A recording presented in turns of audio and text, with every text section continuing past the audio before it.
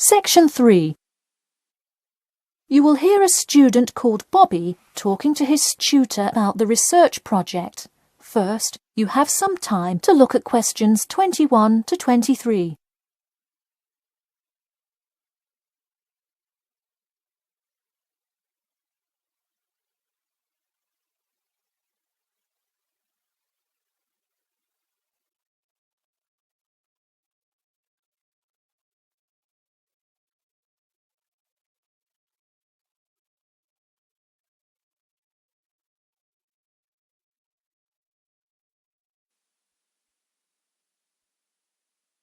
Now, listen carefully and answer questions 21 to 23.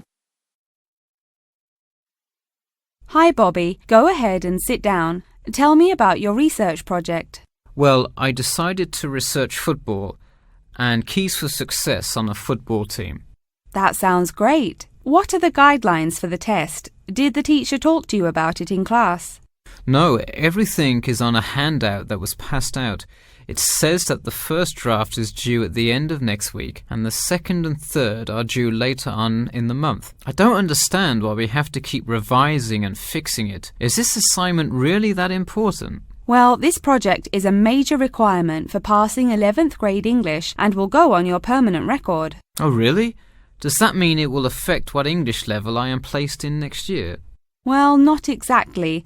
You need a good grade to move on, but it is your overall grade and teacher recommendation that determines what level of English you are placed in next year. Anyway, tell me about your topic choice. Do you play football?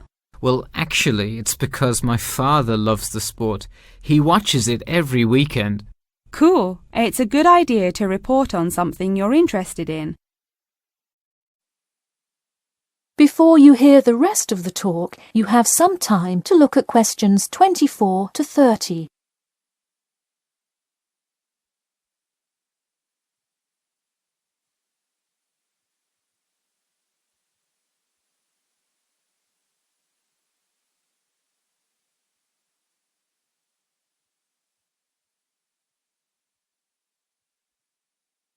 Now, listen carefully and answer questions 24 to 30. I see you worked hard calling players and the head coach to talk, so let's see what information you got. Well, you have to listen carefully to the first call on the recording. It's really hard to hear because the background noise is louder than the person's voice. Yes, it is a bit tough to discern. I'm afraid the player's answer is too short as well. You will have to interview him again and try to get him to give a better answer.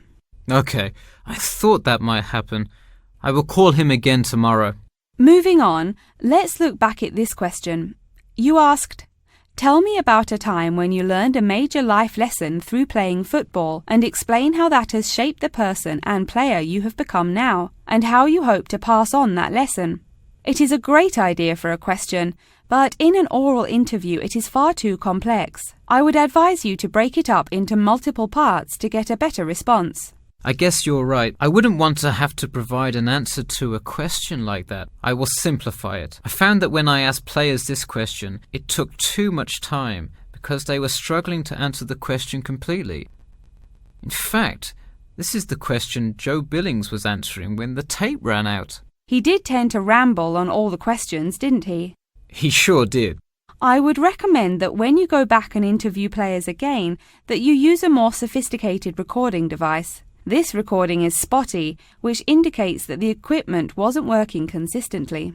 Okay, I guess it probably wasn't the best idea to use the sound recorder on my phone. Hey, could you give me some feedback on the content of the report itself? Sure. Let's start by focusing on your topic. While I like that you chose to cover football, it seems inexplicit.